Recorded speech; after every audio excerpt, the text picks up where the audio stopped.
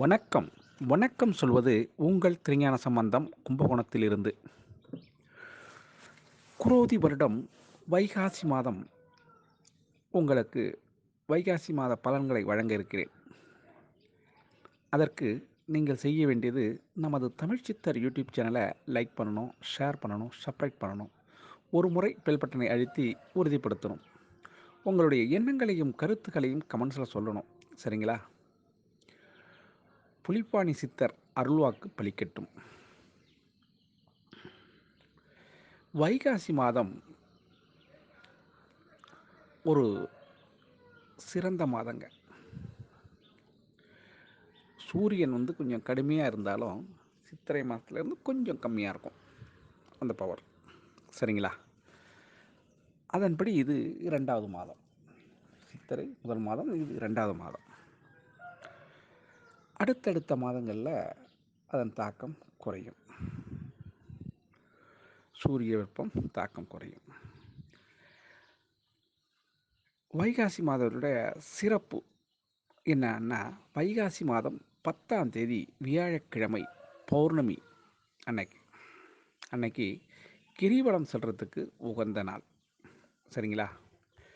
அதே மாதிரி வைகாசி மாதம் 21ஆம் நாள் திங்கட்கிழமை வாஸ்து விழிப்புங்க. வாஸ்து விழிப்புனா காலையில் 9:05 10:35 வரையும் வாஸ்து விழிப்பு இருக்குது.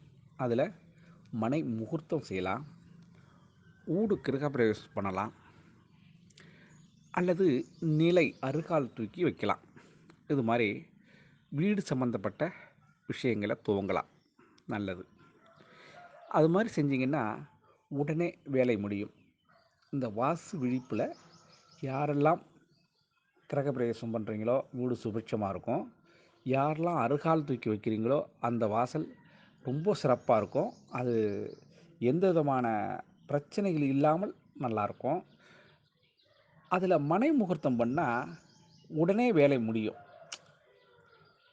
சில பேர் இப்போ பேஸ்மட்டம் போட்டு நிப்பாட்டியிருப்பாங்க, லெண்டல் போட்டு நிப்பாட்டியிருப்பாங்க. ஆனால் இதில் இது மாதிரி செஞ்சிங்கனாக்கா, வாஸ்து விழிப்பில் முறைப்படி செஞ்சிங்கனாக்கா சரசரன்னு வேலை முடியும். கட்டிடம் சீக்கிரம் முடிஞ்சிடும். எந்த விதமான பிரச்சனையும் இருக்காது. அதுக்காக அந்த வாஸ்து விழிப்பில் செய்கிறதுங்க. சரி. வைகாசி மாதம் 23ஆம் தேதி புதன்கிழமை கார்த்திகை நட்சத்திரம். கார்த்திகை விரதம் இருக்கிறவங்க முருகனுக்கு விரதம் இருக்கலாம். வைகாசி மாதம் 24ஆம் தேதி வியாழக்கிழமை சர்வ அமாவாசை. நம்ம முன்னோர்களுக்கு விரதம் இருந்து தர்ப்பணம் செய்கிறதுங்க. விரதம் இருந்து செய்யணும். அது மாதிரி செஞ்சிங்கன்னா குடும்பத்தில் பித்ருதோஷம் விலகும். சரி, இது இந்த மாத சிறப்புங்க. இந்த மாதத்துடைய கிரக அமைப்பை பார்ப்போம் வாங்க. இந்த மாதத்துடைய கிரக அமைப்புன்னு பார்த்தோம்னா, மேஷ ராசியிலே சுக்கிர பகவான், புதன் 2 பேரும் இருக்காங்க. ரிஷப ராசியிலே குருவும் சூரியனும் இருக்காங்க. கன்னி ராசியிலே கேது பகவான் இருக்கார். கும்பராசியிலே சனி பகவான் இருக்காருங்க. அடுத்து மீன ராசியிலே ராகு பகவான் செவ்வாயோட சேர்ந்து இருக்காருங்க. இது கிரக அமைப்புங்க. சரி, கிரக மாறுதல் அப்படின்னு பார்க்க போனால், இந்த வைகாசி மாதத்தில் 7ஆம் நாள் ரிஷபராசிக்கு சுக்கிரன் வந்துடுவார். அது மாதிரி 11ஆம் நாள் ரிஷபராசிக்கு புதன் வந்துடுறார். 18ஆம் தேதி மேஷத்துக்கு செவ்வாய் பகவான் வந்துடுறார். 27ஆம் தேதி மிதுன ராசிக்கு புதன் வந்துடுறார். 31ஆம் தேதி மிதுனத்துக்கு சுக்கிரன் வந்துடுறார். ஆக சுக்கிரன், செவ்வாய், புதன் இவங்க இந்த மாதத்தில் அடிக்கடி போயிடுறாங்க. இதனுடைய அமைப்பின்படி உங்களுக்கு இந்த வைகாசி மாத பலன்களை வழங்க இருக்கிறேன். சரிங்களா? வாங்க இப்போ வீடியோக்குள்ளே போகலாங்களா? மீன ராசி மீன லக்கணத்தில் பிறந்த அன்பர்களே, இந்த மீன ராசி மீன லக்கணத்தில் பிறந்த அன்பர்களுக்கு வைகாசி மாதம் என்ன பலன் அளிக்கும்? வாங்க வீடியோக்குள்ளே பார்த்தலாமா? 1/10க்குரிய உங்கள் ராசிநாதன் குரு பகவான் 3ஆம் வீட்டில் சூரியனுடைய சேர்க்கை பெற்று இருக்கார். புரியுதுங்களா? அவர் சேர்க்கை பெற்று 5ஆம் இடம், 7ஆம் இடம், 9ஆம் இடம் அதை பார்க்கறதுனால உங்களுடைய ராசிக்கு மிகவும் நன்மைகள் நிறைய செய்ய போகிறாருங்க. அந்த விதத்தில் உங்களுக்கு இந்த வைகாசி மாதத்தில் மிக சிறந்த நற்பலன்கள் நடைபெறும் என்பதில் நீங்கள் கவலைப்பட வேண்டிய அவசியமில்லை. செய்தொழிலில் மாற்றம் ஏற்படும். நல்லா புரிஞ்சுக்கணுங்க. செய்தொழிலில் மாற்றம் ஏற்படும். வியாபாரத்தில் புது யுத்திகளை நீங்கள் கையாளுவீங்க. அதனால் வெற்றியும் கிடைக்கும். புரியுதுங்களா? வியாபாரத்தில் புதிய யுத்திகளால் வெற்றி கிடைக்கும். அது மாதிரி பழைய தொழிலாளர்களை விட்டுறாதீங்க. அவங்க தொழில் ரகசியங்களை வெளியிட்டுருவாங்க. அதனால் முடிந்தவரை அவர்களிடம் சமாதானம் பேசி அவர்களை உங்கள் கையிலே வைத்து கொள்ள வேண்டியது உங்கள் பொறுப்பு. வியாபாரம் செழிக்க தொழிலாளர்களை உங்கள் கைவசம் வச்சுக்கொள்வது ரொம்ப சிறப்புங்க. அதை யோசனை பண்ணிக்கங்க. அது மாதிரி மனைவியின் ஆலோசனையை கொஞ்சம் கேட்டுக்குங்க. மனைவியின் ஆலோசனை கேட்டால் கொஞ்சம் உங்களுக்கு நன்மை ஏற்படும். அதாவது மனைவி கிட்டத்தட்ட ஒரு மந்திரி மாதிரி. உங்களுக்கு மனைவியின் ஆலோசனை கேட்டிங்கன்னா குடும்பத்தில் சண்டை சச்சரவும் குறைஞ்சிடும். அதே நேரத்தில் ஏற்றுமிகு வாழ்க்கை உங்களுக்கு அமையும் என்பதில் மாற்ற கருத்தே கிடையாதுங்க. குழந்தைகள் கல்வியில் தேர்ச்சி அடைவாங்க. அதனால் ஒன்றும் பிரச்சனை இல்லை. வெளிநாடு சென்று படிப்பதற்கான யோகமும் இருக்குது. சரிங்களா? அது நடக்கிறதுக்கான வாய்ப்பும் இருக்குங்க. கல்விக்கான பணம் கொஞ்சம் செலவு தான் இருந்தாலும் அது நண்பர்கள் வழியில் உங்களுக்கு கிடைப்பதற்கு வாய்ப்பு இருக்குங்க. அதே மாதிரி உறவினர்கள் உங்களுக்கு தக்க சமயத்தில் உதவி செய்வாங்க. அதில் மாற்றம் இல்லை. அதனால் என்னங்க, உறவினர்களால் எவ்வளோ பிரச்சனையை சந்திக்கிட்டு இருக்கேன், நீங்கள் வேறு உறவினர் உதவி செய்ய இல்லைங்க. உறவினர்கள் செய்கிறார்கள். அதில் மாற்றம் இல்லை. இந்த மீன ராசி அன்பர்களுக்கு உறவின் வழி கொஞ்சம் நன்மை உண்டு. ஏன் சார், 7.5 நடந்துகிட்டு இருக்கும்போது இப்படிலாம் சொல்கிறீங்களே? ஆமாங்க, 7.5 நடந்தாலும் உங்களுக்கு இப்போதைக்கு ஒன்றும் பண்ணாதுங்க. ஏன்னா உங்களுடைய ராசியிலேயே ராகு பகவானும் செவ்வாயும் இருக்காங்க. 2ஆம் இடத்துல சுக்கிர பகவான் புதனும் சேர்ந்துருக்காங்க. ஆக இது ஒரு நல்லது ஒரு அமையும்.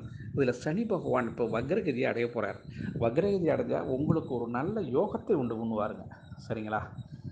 7.5 நடப்பது என்பது உண்மைதான். இப்போ ஒரு தெரு இருக்குது, அதில் சுப நிகழ்ச்சியும் நடக்கும், அசுப நிகழ்ச்சியும் நடக்கும். ஆக அந்த ஊருக்கு அந்த தெருவுக்கு சுப நிகழ்ச்சி நடக்கிறவங்க இந்த பக்கமாக வருவாங்க, அசுப நிகழ்ச்சி வர்றவங்க அந்த பக்கம் வந்துட்டு போவாங்க. ஆக இரண்டுமே நடக்க வேண்டியது தானே அந்த தெருவு, அந்த ஊர். அதனால் அது ஒரு பெரிய விஷயம் அல்ல. அது அவங்க வீட்டில் நடக்குது, நம்ம வீட்டில் நடக்குது, அவ்வளோதான். அது மாதிரி நன்மைகள் அவருக்கு, தீமைகள் இவருக்கு, அவ்வளோதான். அது மாதிரி உங்களுக்கு நன்மையை எடுத்துக்கோங்க. அதனால் உங்களுக்கு நன்மைகள் நிறைய நடக்க போகுது. அதனால் பிரச்சனைகள் எதுவும் இல்லை. வர வேண்டிய பணம் தங்கு தடையின்றி வருங்க. அதில் மாற்றம் இல்லை. எனக்கு யாரும் கொடுக்க வேண்டியது இல்லைங்க, நாங்கள் வர பணத்தை வரணும். ஆமாம், நீங்கள் ஒரு ரியல் எஸ்டேட் புரோக்கராக இருந்தீங்கன்னா உங்களுக்கு நல்ல வாய்ப்பும் வருமானம் வர்றதுக்கு வாய்ப்பு இருக்குங்க. உங்களுக்கு 2-3 ரிஜிஸ்ட்ரேஷன் நடக்கிறதுக்கான சாதகமான சூழல் அமைஞ்சிருக்குங்க. அதனால் பல லட்சங்கள் வருவதற்கான வாய்ப்பும் இருக்குங்க. சரிங்களா? திடீர் பண வரவு உங்களை குஷிப்படுத்தும். யார்? மீனராசி மீன லக்கணத்தில் பிறந்தவங்களுக்கு திடீர் வரவு குஷிப்படுத்தும். அதனால் சந்தோஷம் ஏற்படும். குடும்பத்தில் மனைவியின் ஆசையை நிவர்த்தி செய்வீங்க. அவங்க நீண்ட நாளாக கேட்டுட்டு இருந்த ஆடம்பர பொருளை கூட வாங்கி கொடுத்துறதுக்கான வாய்ப்புகள் இருக்குது. அதனால் அவங்க குடும்பத்தில் கொஞ்சம் சலசலப்பு மாதிரி சந்தோஷம் நிலவும். அதில் மாற்றம் இல்லைங்க. குழந்தைகளுடைய எண்ணங்களை பூர்த்தி செய்வீங்க. இப்போ சில பேர் உல்லாச பயணங்கள் செல்வதற்கான வாய்ப்புகளும் உண்டுங்க. ஆனால் குலதெய்வ வழிபாடு அவசியம் தேவைங்க. உங்களுக்கு குலதெய்வ வழிபாடால் உங்களுக்கு சீரும் சிறப்பும் நடைபெறும். என்னடா இப்படி கிடந்த குடும்பம் இன்னைக்கு இப்படி ஆயிடுச்சே, இன்னும் உங்கள் மீது பொறாமைப்படும் அளவுக்கு உங்கள் உறவினர்களே உங்களை இந்த அளவுக்கு எதிர்பார்க்கல, அது என்ன வளர்ச்சி, அசுர வளர்ச்சி அப்படின்னு சொல்கிற அளவுக்கு உங்களுடைய ஏற்றம் மாற்றம் எல்லாமே அமைய போகுதுங்க இந்த வைகாசி மாதத்தில். அது உங்களுக்கும் தெரியும், உங்கள் உறவினர்களுக்கும் தெரியும். ஆக மீன ராசி மீன லக்கணத்தில் பிறந்த அன்பர்கள் இல்லத்திலே சுப நிகழ்ச்சிகள் அரங்கேறுவதற்கும் சாத்தியக்கூறு உண்டுங்க. அது மாதிரி ரொம்ப நாளாக விற்கல என்று சொல்லிட்டு இருந்த இடம் விற்பனைக்கான வாய்ப்பு உண்டு. அதனால் பணம் வருமானத்துக்கு வழியும் இருக்குது. உங்களுடைய செய்தொழில் மாற்றம் செய்யுங்கன்னு சொல்லியிருக்கேன். அதை மட்டும் செஞ்சுக்கிங்க, நல்ல விஷயமாக இருக்கும். அது மாதிரி வெளியூர் பயணங்கள் சிறப்பாக இருக்கும். ஆனால் கொஞ்சம் முன்னெச்சரிக்கை அவசியம் தேவை. எந்த நேரமும் விழிப்புணர்வு, தூங்கும் தூங்கா நிலை வேண்டும்னு பாடியிருக்காங்கல்ல, அது மாதிரி வெளியூர் போகும்போது கைப்பொருளை ஜாக்கிரதையாக பார்த்துக்கணும். தூங்கும் தூங்கா நிலை, எந்த நேரமும் விழிப்புணர்வாக இருக்கணும். சரியா? அதை மட்டும் கவனிச்சிங்கன்னா இந்த வைகாசி மாதம் உங்களுக்கு மாபெரும் வெற்றியை தரும் என்பதில் மாற்றமில்லை. இதில் ஏதேனும் சந்தேகம் இருந்தால் கீழே கொடுக்கப்பட்டுள்ள வாட்ஸ்அப் எண்ணுக்கு உங்களுடைய கேள்வியை கேட்டு வைங்க.